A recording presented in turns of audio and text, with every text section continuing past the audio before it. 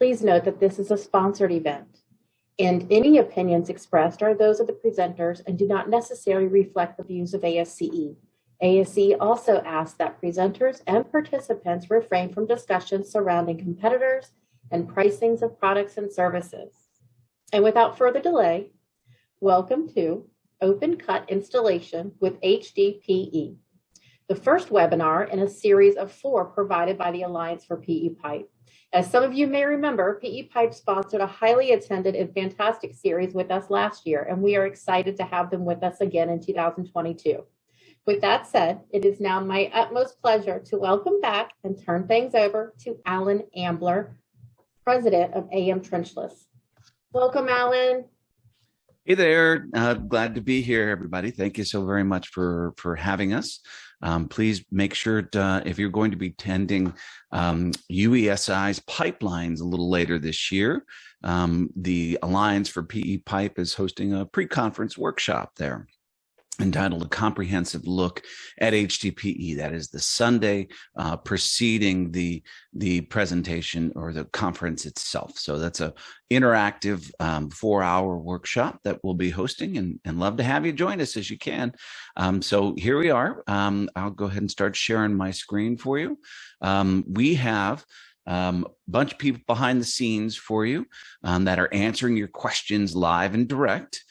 So please definitely do not hesitate to ask us any questions. We've got people standing by to be able to answer those for you. There is a separate Q&A button on the tab below that we would like for those questions to be logged into.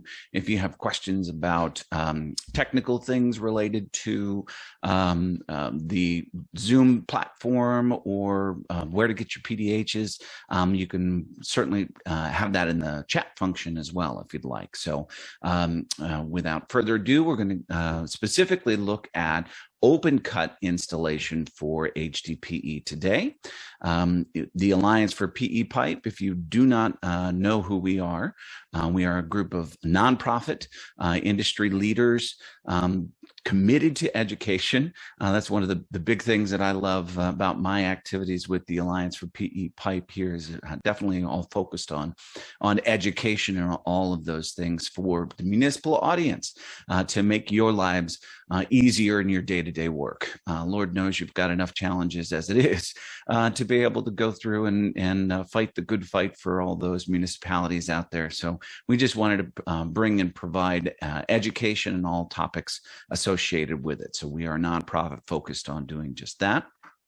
So who are our members? Our member are resin companies, pipe manufacturers, extruders, fittings manufacturers, all sorts of other people in between, distributors, all the way down to contractors and engineers and consultants, as well as municipalities themselves. So we are a group together that likes to share discussion on all things polyethylene. So we do talk about success, and as well, we talk about failure.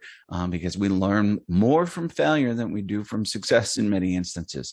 It just so happens to be easier to learn from someone else's failure than it is your own in some applications. So we do very much talk about all things high density polyethylene as that market grows, and we learn from those things. Necessity is the mother of invention, and that's why this industry itself has grown in leaps and bounds in order to be able to provide better service for municipal market themselves. So feel free to join the Alliance.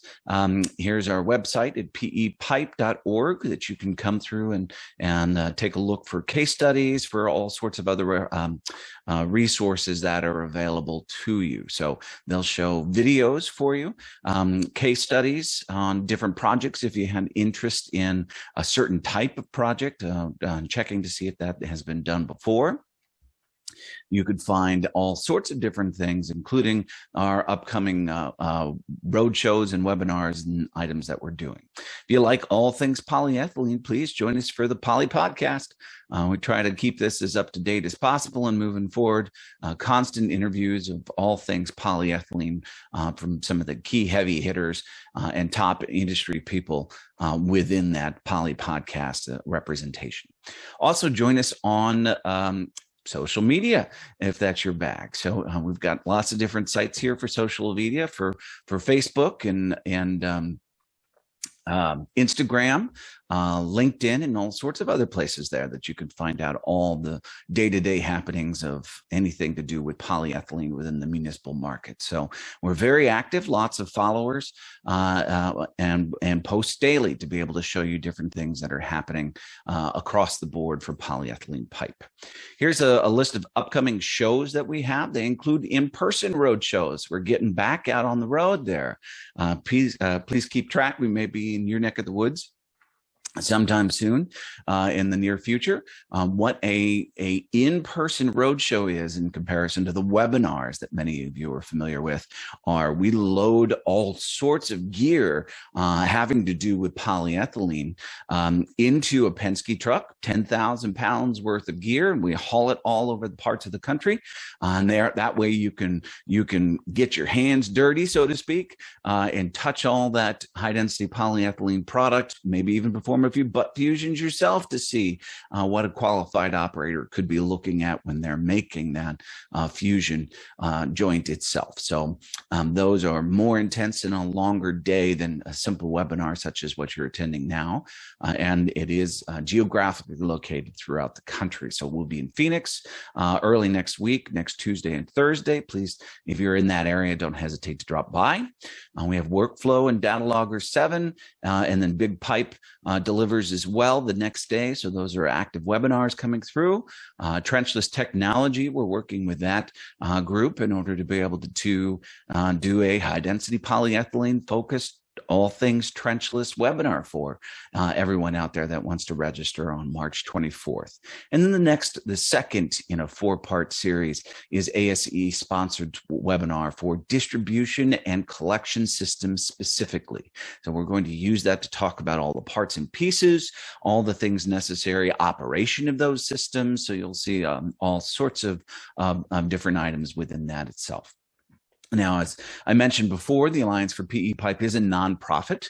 We've got engineers on staff now as well to be able to help you as a free resource. So we've got seminars that could talk very much in detail about your specific high-density polyethylene project. We do project reviews and assistance. Those are all free reviews for you. Spec writing and editing, and these things occur on a very routine basis. Dan Landy, Scott Yacklin, and I often spend 2 to 5 times a week doing any number of these items, and if not more, and quite frequently. So a lot of people are taking advantage of that, and so should you. We're free reference for you with a whole lot of knowledge to be able to help your project along there. Certainly send Dan Landy, D Landy at pepipe.org an email for a copy of the engineers package. What that engineers package is essentially the top references that you'll be able to need to work with polyethylene or reference to be able to ask that dying question that you have about polyethylene itself. And then standard details and case studies as well. So on the team today with us, we've got Rusty Reeves. Do you want to come on and say hi there, Rusty? Yeah, good afternoon. Appreciate everyone joining us today. Again, just wanted to reach out and again share information about HDPE polyethylene pipe systems. Core & Main's a leading water, sewer, storm drain distributor, and we're really coast to coast. We have over 300 branches out there. But kind of what I wanted to get involved in this particular webinar, you know, the polyethylene is used in a lot of the critical applications, either river crossings, railroad crossings, highway crossings, that type of thing. And really, this is an ideal stage to kind of talk about polyethylene just going in as a direct bury pipe. You're getting all the great benefits, the durability, chemical resistance, the flexibility, great flow characteristics, and mainly a zero leak rate. And you can have that in your whole system. So I think this is a really good seminar. I hope you guys enjoy it and get something out of it. We do spend a whole lot of time talking about trenchless, Rusty, because that's one of the primary adopters and introduction for new people to high density polyethylene. So we do quite a bit. The figure is about 68 or 70% of trenchless projects go polyethylene. So I think it is a key component for sure. Absolutely. So here we are today talking about open cut, just so it would make it easier for your adoption as you move forward in the future with all sorts of different projects. So definitely thank you for joining us, Rusty, and we'll look forward to a contribution. So also Richard Kolasa is with us. He's from WL Plastic. Go ahead, Richard. Hi, good afternoon, everybody. I hope you can hear me okay. Yeah, WL Plastics is now one of the largest polyethylene producers in the United States. We supply a lot of core and main with high density for distribution to all the municipalities and contractors. And we just recently acquired the Titusville, Pennsylvania plant. You can see up in the right-hand corner there, which used to be Charter Plastics. So Charter Plastics is now part of the WL family. We're really excited about that, to be able to help service the Northeast, which is quite an intensified area, especially with the high populations and the needs of the aging infrastructure up there. So I'm glad to be here. Trenching technology is very interesting in itself, and you're going to find some really good information today. And again, please don't hesitate to ask questions. We're ready to handle them. I know there's almost 400 people on here, so I hope my typing skills are up for it.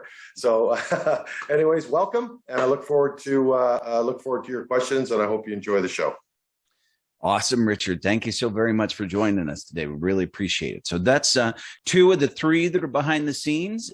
Dan Landy is also there. Just as a reminder, the bottom of your screen has two tabs. One is a Q&A, and then one's a chat. So all those questions that you got, try to keep them into the Q&A session as we go through it. Also, right now, I believe Robin's going to send through a poll. We're simply asking if you're working on a high-density polyethylene project right now. So the 400 plus people that are out there, please go ahead and vote and let us know if you're doing that. More often than not, we're surprised by the results that there's a whole lot of people doing a whole lot of stuff with high-density polyethylene out there, and it's a good product. And we're going to continue to keep telling you about it as long as you want to listen. Absolutely. So here's open cut installation with high density polyethylene. We've come a long way from installing pipe in previous years as to what we look at today. A lot of the safety aspects and a lot of the aspects for safe excavations and handling are still similar, but obviously we're working with a very different pipe material that is flexible, durable, rugged, and is very forgiving while that contractor works with it in the field. So the behavior of the pipe from a viscoelastic standpoint and its thermoplastic material, which allows it to be repeatedly heated and cooled with that joint being as strong, if not stronger, than the actual pipe material itself, are some of those things that are unique to high density polyethylene that make it so it's so extremely to work with in the field. So the results of the poll here are even 51 and 49%. So 51 are currently working with an HDPE project, and 49% there say no. So thank you so very much for that response.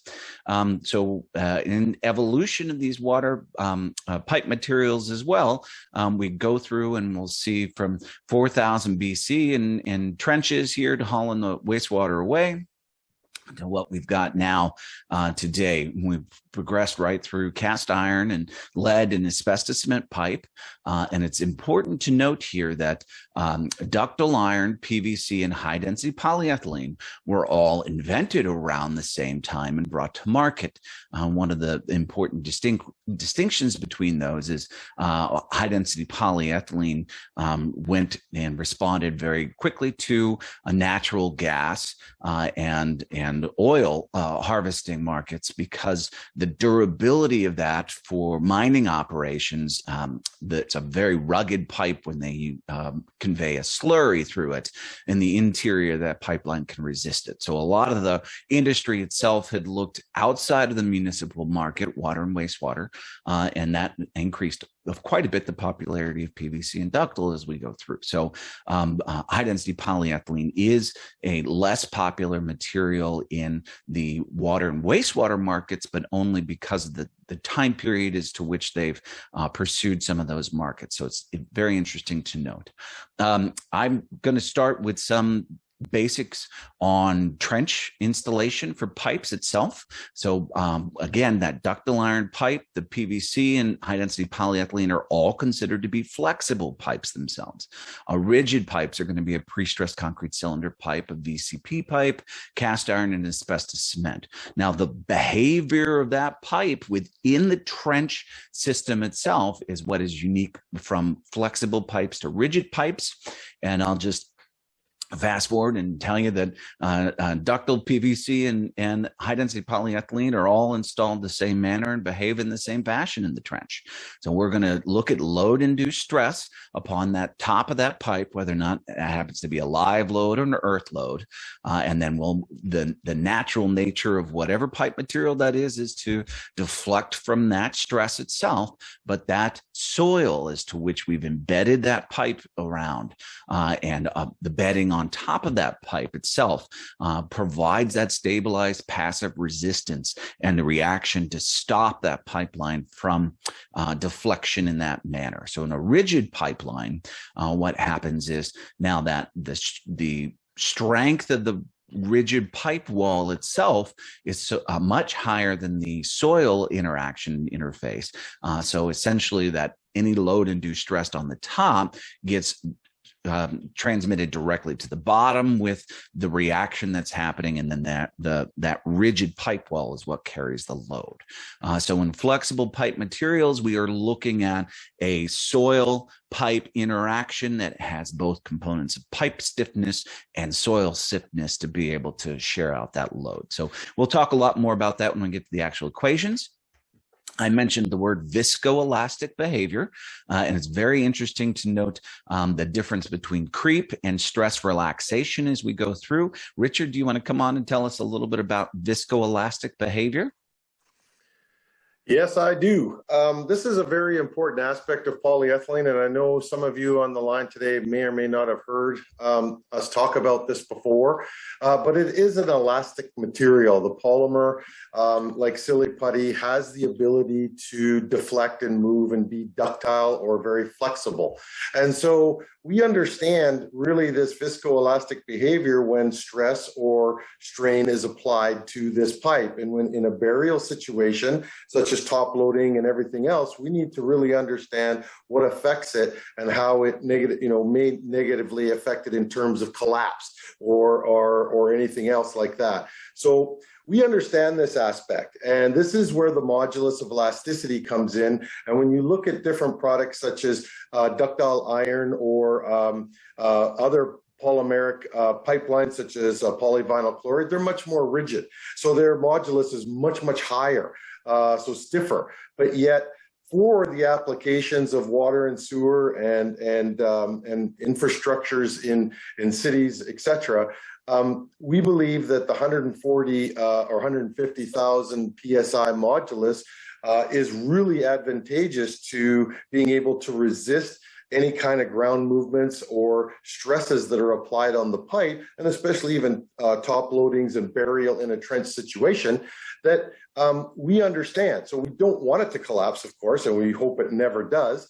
But as we go on into this presentation, you're going to see the calculations that how it really doesn't affect it, but it really protects it against any kind of advantageous type stresses or strains, such as rock impediments or top loading or H20 or other types of loadings like that. So that's viscoelasticity. And that viscoelasticity is basically ductility in our product. Don't be afraid of it, but you do need to understand it.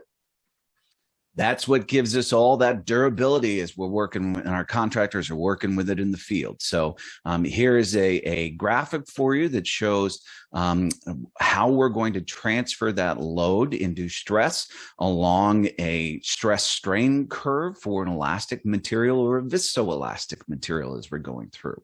So as we push down on that pipeline. If there's no soil on the surrounding edges, what will eventually happen is we run up that elastic material curve, and then that creep occurs if we allow that load to continue. So that's when we'll see that deflection of the pipe material. That's if there's no soil that surrounds that.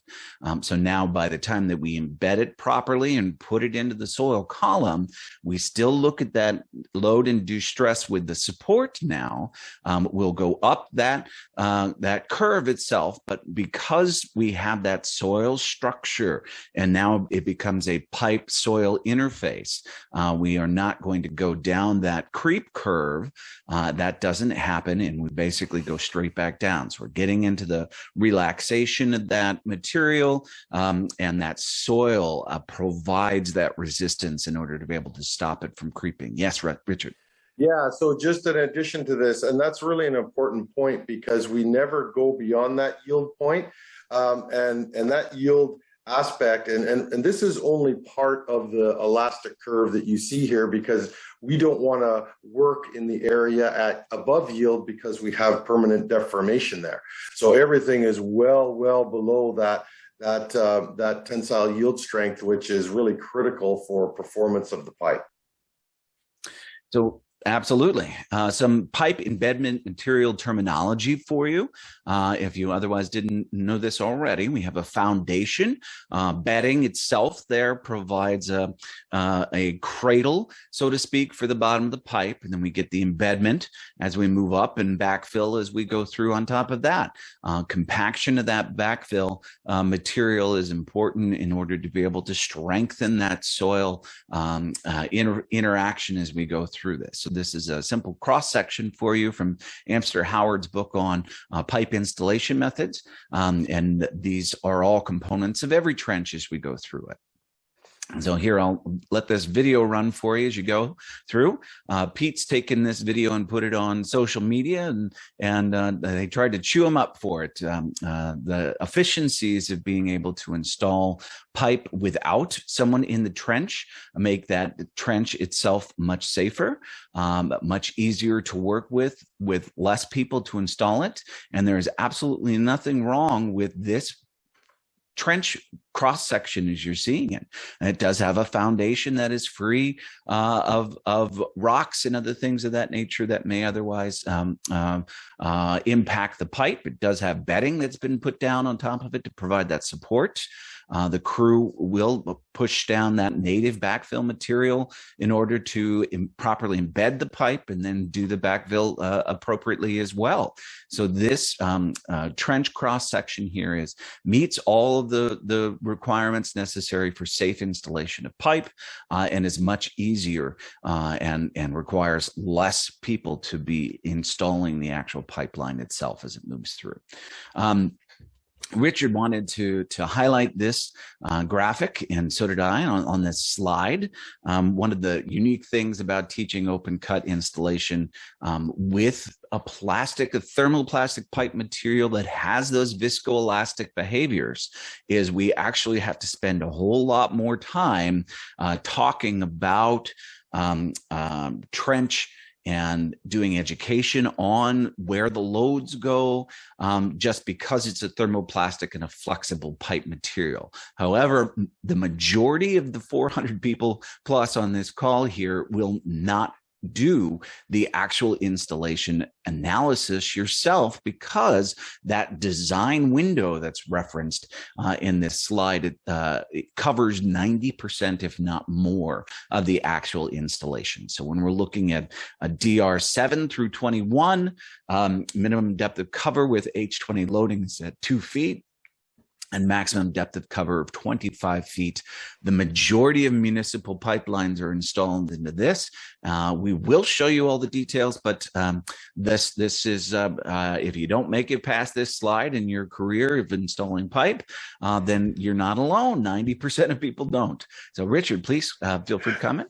Yeah, and just what Alan's saying. I mean, it's so important that after a while you'll do so many of the calculations that are going to follow in this presentation, and you're going to find this zero deflection.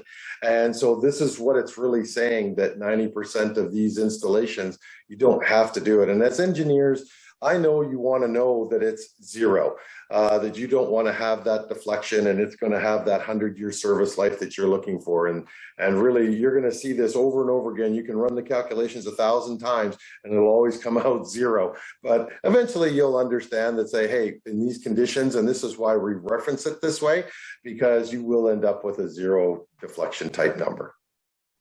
Okay, so that being said, we'll go right into how to calculate and what's important about it.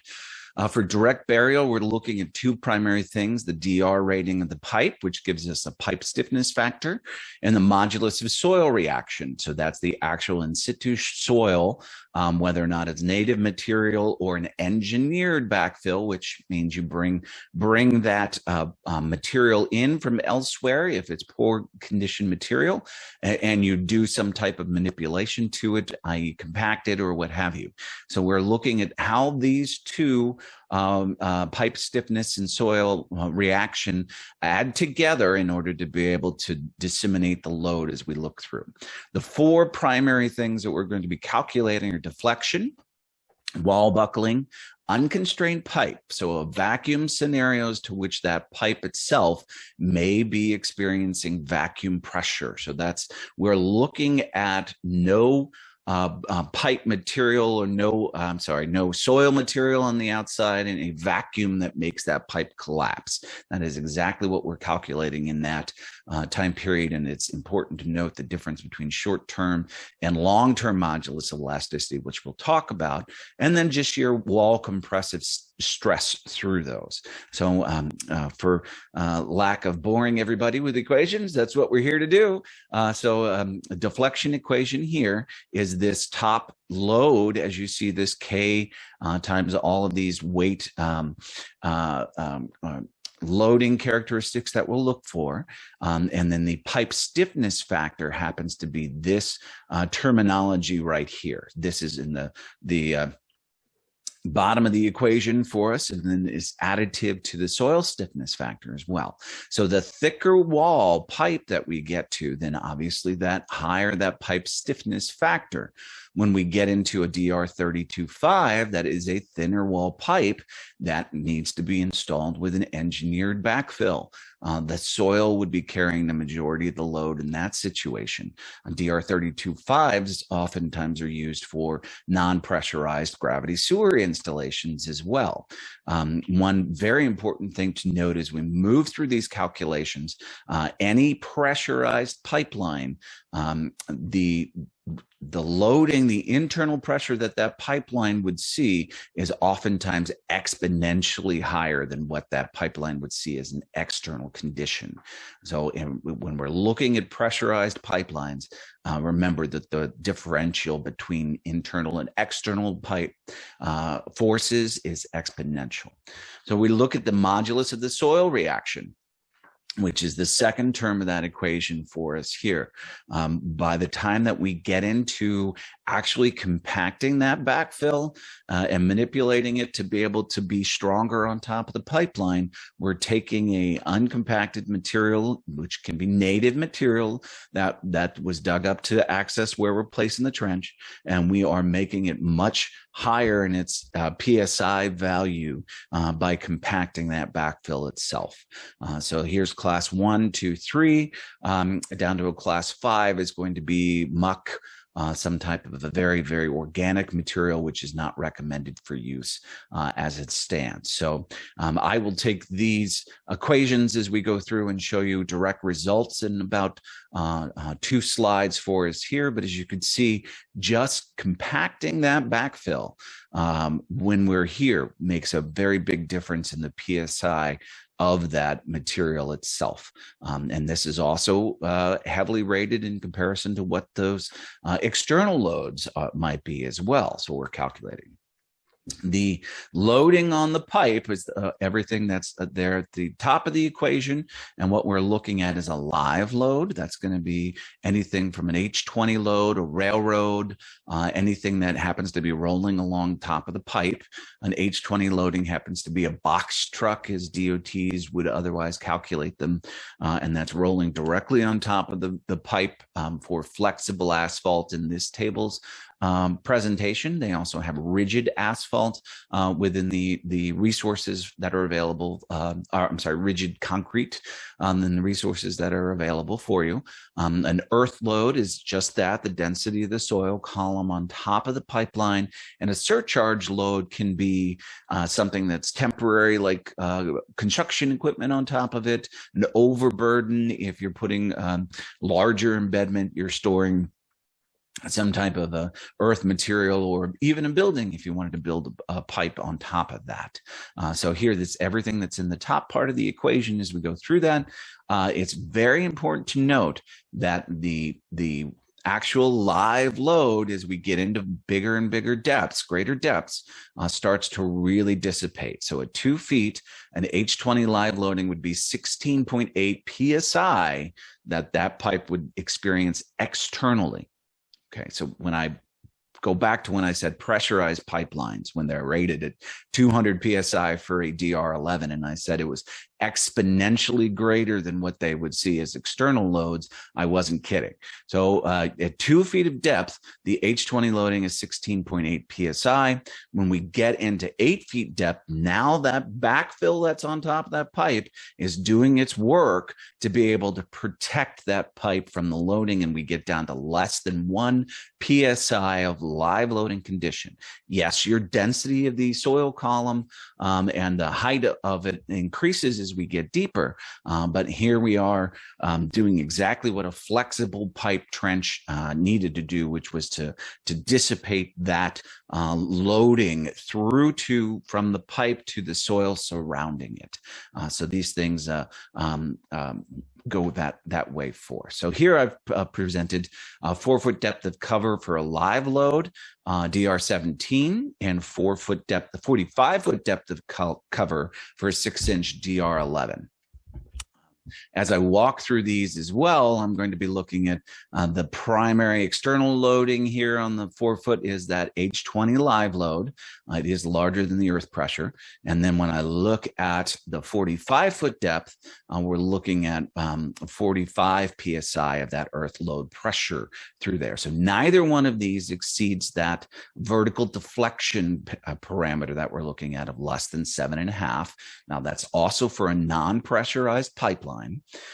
And when we start to see whether or not we have native material or compacted material, the 4 foot depth of cover assumed that we had 1,000 PSI of that modulus of soil reaction for 120 pounds per cubic foot for the weight of soil on top of it. So that soil stiffness factor for the 4 foot depth of cover, when we looked at this bottom part of the equation, is stronger than what we've got for the pipe stiffness factor.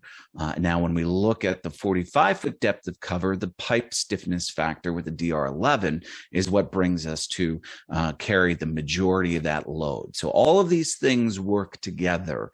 And again, even at 45 feet deep, which is outside of that design window, we still have no issues with deflection for this non-pressurized pipeline as well. Just going to keep moving along here for wall buckling. So this is yes, Richard, go ahead. Yeah, just we're getting a ton of questions in here, and they're great questions, everybody. And I just wanted to let you know that if there's something that has more detail on it, I'll just put my email address on there, and then we can address it instead of me trying to type out the whole answer, because I don't want to lose focus on this. But a lot of questions around RCP, which is rapid crack propagation and drainage and things like that. They're great questions, and we'll stay on them. But just hang tough, and you should see more details coming up as well. Thank you. Great. Thank you, Richard. Love the questions. They make everything better here, everybody. So thank you very much for asking those. So wall buckling, we're looking at the allowable external pressure for that constrained pipe. It takes into consideration groundwater, and also that soil compaction as we go through again. So here we look at the parameters and modeling exactly what we did in previous experiences, and a 4-foot depth of cover for no groundwater for wall buckling. We're looking at 33.36 of that allowable external pressure for that constrained pipe. So when we compare that to the live loading elements and the soil loading elements here, we had less than 8 psi.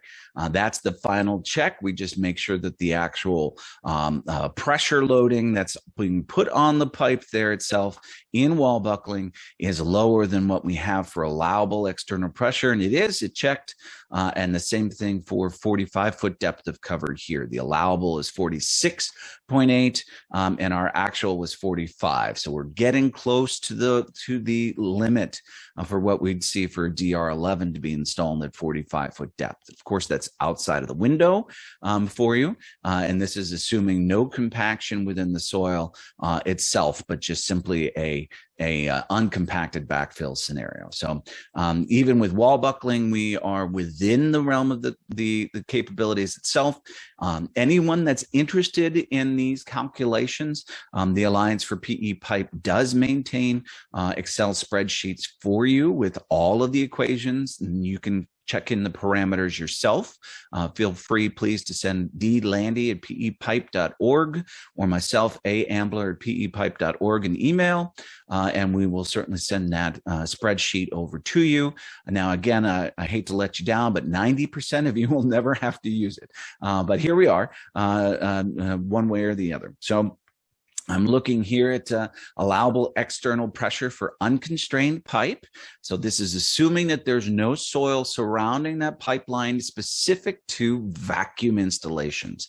So that's going to be any time that we have a vacuum that is introduced within that pipeline for whatever way it needs to be, and it's not we're not interacting with soil surrounding it. So a DR11, the allowable external pressure for that unconstrained pipe there is 118.52 psi as we go through it. So that's a fairly substantial amount of vacuum pressure associated with it.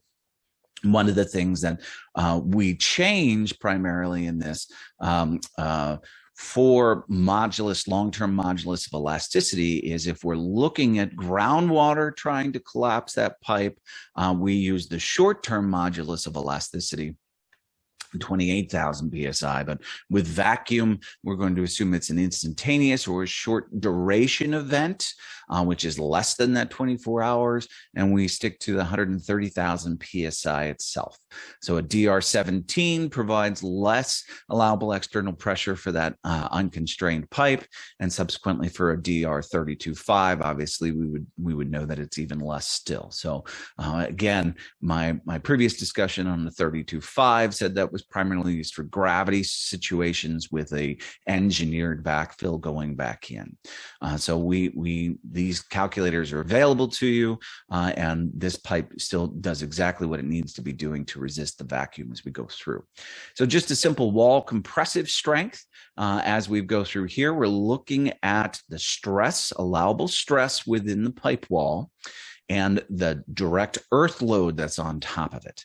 So I took the liberty of using those same examples before with the DR17 4-foot cover. We're looking at 26, 27 psi and hoop compressive wall stress, and then the 40-foot depth of cover, which is 45-foot, which is significantly higher, and we're looking at 211 psi of hoop compressive wall stress. So to give you an analysis for you, the allowable long-term compressive stress for high-density polyethylene is 1,150 psi.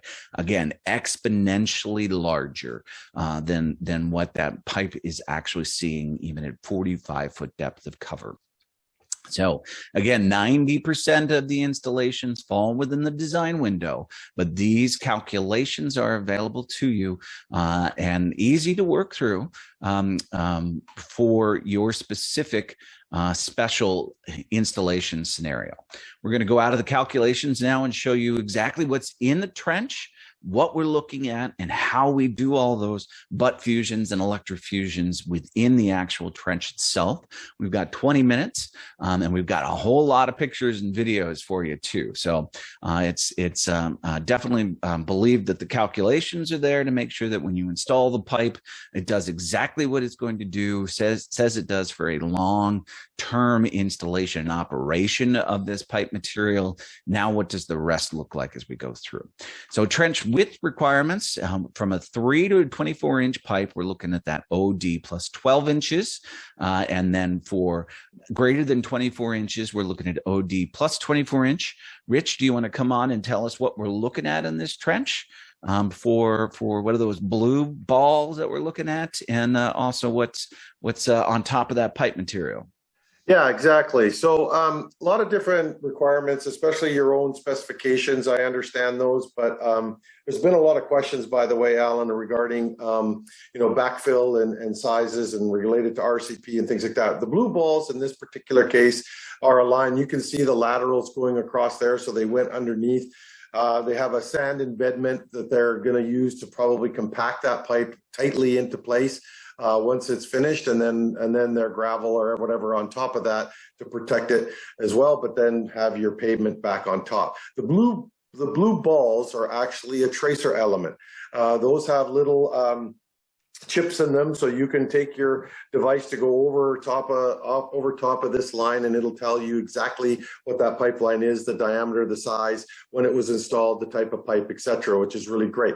Which tracer wire is also used to locate polyethylene pipe, because traditional type locating devices do not pick up polyethylene, and actually widgeting I guess works better, I heard, but I don't know. I've tried it and it works, and I don't understand the science behind it, but anyways, I would strongly recommend either you trace or you use these balls to put it in. But the trenches are very narrow. You don't have to dig up a whole bunch of space for people to be in there, because you can locate it. And one of the questions that we had were, what if this trench was 15 feet deep and you had a connection down at the bottom of that 15 feet, how did we manage getting that polyethylene pipe into that trench box and the equipment down there? Well, that's just it. You use that trench box area at that depth for your locating either your lateral or your connections to the other side, whatever you want to do. So you have your two loose ends in the trench box to put that pipe together, and fusion can take place in there. So that's what that is. I love those questions, because those are good ones. We've got the pictures to show you exactly what that is as well, and that's what we're here for. So the embedment requirements focus on the particle size. That's the actual size of the embedment particle that will be within surrounding that pipeline. Oftentimes, what we do at the bottom of the trench to stabilize it, to make sure it's safe to work with, is drop what's called a 57 stone, or a max particle size of 3/4 of an inch. And that allows for a sump pump to be put in for high groundwater conditions, to remove groundwater out of the excavation. And it also provides stability on the bottom of that excavation, so the crew can work within that pipe, that trench themselves. So we're looking here at the max particle size associated with a corresponding pipe diameter size, and that is an ASTM standard that tells us what it is. So without further ado, we'll go right into the videos and the pictures showing you. This is called a lay-in method. So if we're trying to maximize that productivity, what we'll do is we'll open trench a long ways out if you've got the area, and then fuse up that long pipe run in advance, and then be able to mobilize that pipeline, move it right into place, and put it into that trench as we move through. Lots of good benefit in doing this. So here, what you'll see is we've translated long open trench areas on the left here to an installed pipe that you'll see on the right.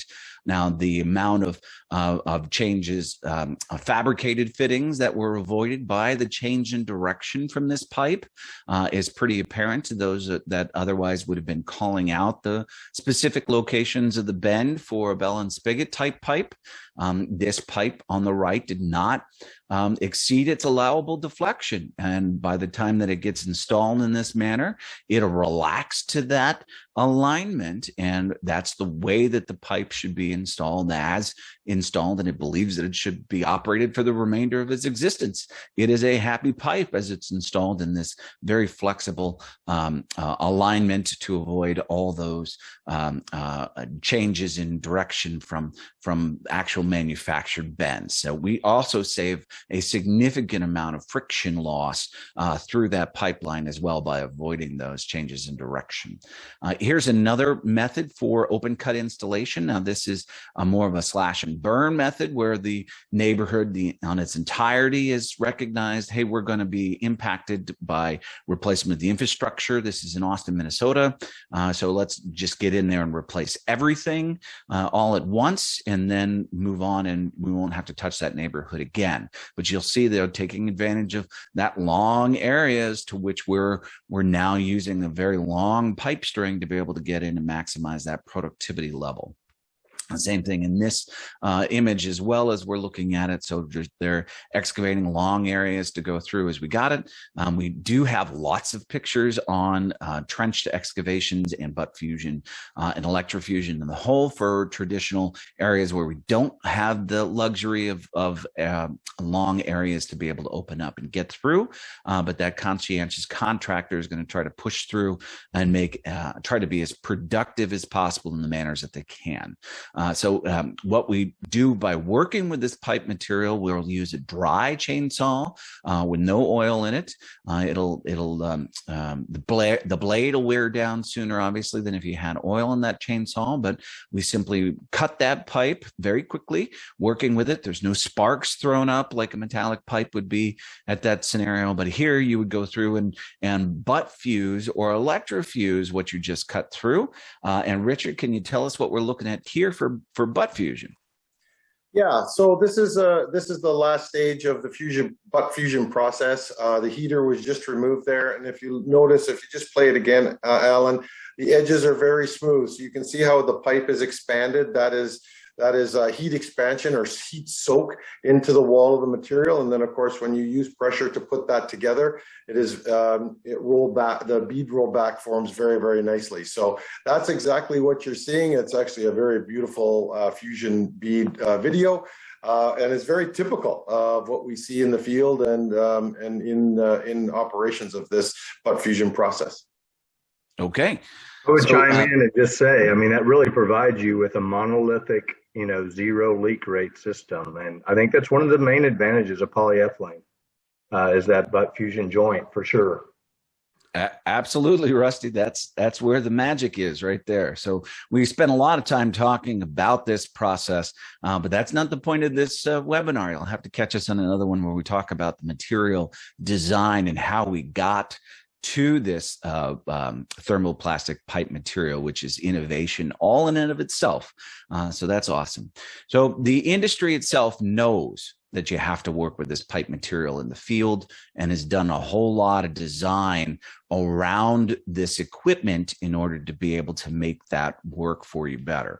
Rusty, do you want to come on and tell us some of the innovations and some of the methods as to which we start to work with more and all the equipment and tools that you carry as a distributor that can go out into the field to be able to work with this? So as you could see in this slide here, all of this equipment is designed to be able to come off of whatever chassis it might be on and then come into the field. And here's another example right here. Yeah, thanks, Alan. Yeah, so we've got over 500 machines from coast to coast. We can take care of whatever fusion needs you have and wherever that may be.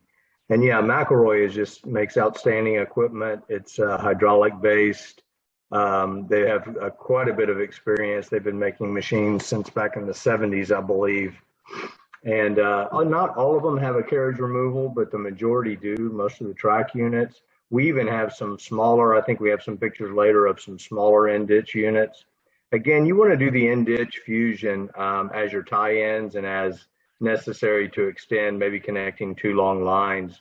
A lot of the fusion, as the previous pictures and videos have shown, you can do above ground and just snake into that ditch. And of course, you mentioned a little bit, you save money in that your ditches can be much more narrow, but it's also a huge safety issue, as you mentioned, Alan, where you're not having to drop people down into that ditch and have them, pushing together or making sure you've got alignment on a bell and spigot system. So it really is just an excellent way to put your pipe together, and again, gives you a solid monolithic pipe system, whether it's 500 feet or 500 miles. It's if you cut that fusion, you will not see a line. Those two pieces of pipe have become one. That's a good picture to the left, and in the middle there, well, actually all three of the end ditch system. So again, we have everything you need to be able to do the fusions above ground and snake into your ditch, as well as doing these end ditch connections. Because you always come up with one, maybe you have a 500-foot line, or you're connecting from the other side of a railroad or bridge or something like that, and you can do that tie-in. Again, you would have to, make your ditch a little bit bigger, as you see there on the right, but it is always possible, and we can cover you with whatever you need.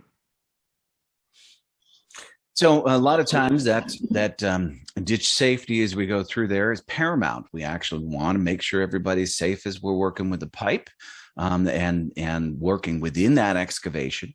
The realm of things that are possible is larger than we can imagine for what we can actually get down in that excavation.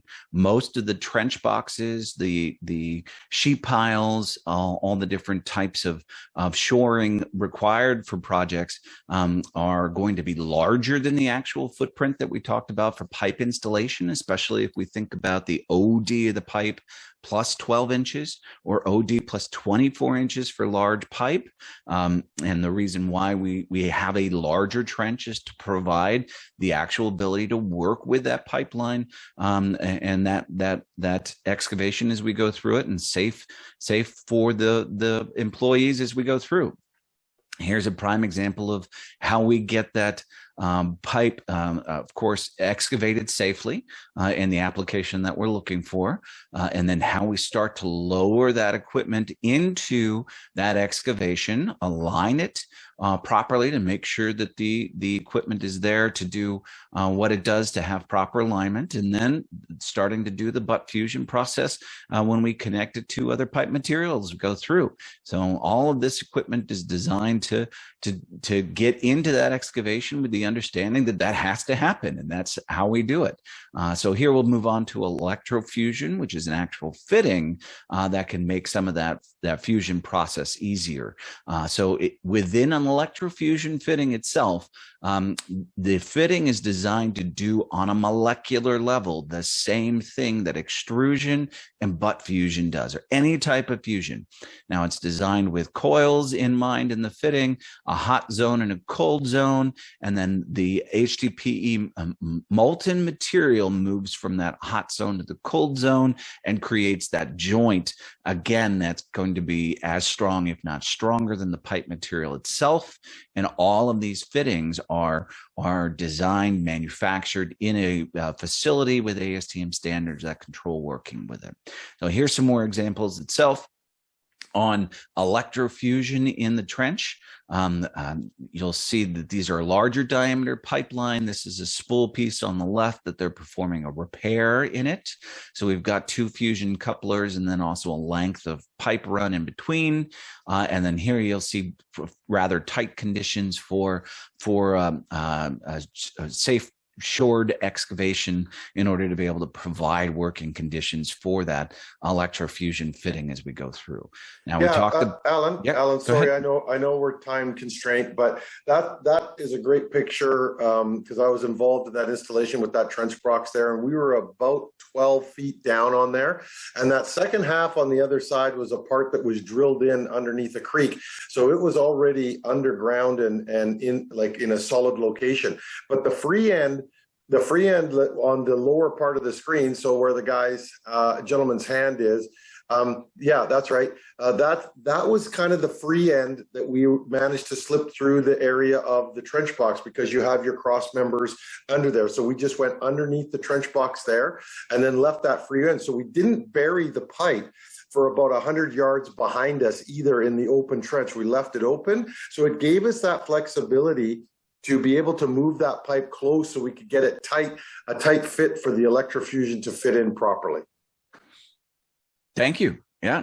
So even open trench, obviously, when we're doing trenchless technology projects, we have to use open trench in order to make those final connections. The same thing happens, guys. Everyone out there in the audience, when you move forward, let's stop from doing the hard stuff and remember that we can do the easy stuff too, which is all of this open cut excavation as we're moving through and installing it. Now you could see tight trench conditions. We could still fit that electrofusion fitting in, do all the proper preparation on that fitting as we move through. What you'll see in the middle here is an electrofusion fitting prior to an MJ adapter being put into a valve. Obviously, we do need to connect to metallic valves, as the industry does not have large diameter high density polyethylene valves. So we use a MJ adapter in many instances to be able to put into that valve, or other pipe material connecting to. So here's just some more examples as well as we go through. Long productive run of pipe installation, which you see on the left here, and that's connected to a fitting or an electrofusion fitting, connecting it to another run. All of these things happen all the time on all HDPE projects and are done safely, securely, and the crews are very familiar with working with it as they move forward and once they have experience on high-density polyethylene pipe. So there's lots of different things that are available to you. Service connections, we can either connect via mechanical fittings or saddle fittings or other electrofusion fittings as we go through. This is a service connection being tied into an electrofused fitting on the sidewall of a pipe as we move through. So every single bit of this connection is high density polyethylene, so it maintains its self-restrained capacities and all sorts of other benefits, corrosion resistance for us. But if you need to use mechanical for your project, you still have mechanical fittings and other things that are available to you for corporation stop, as you see here. Curb stop can be another term for it as it moves through.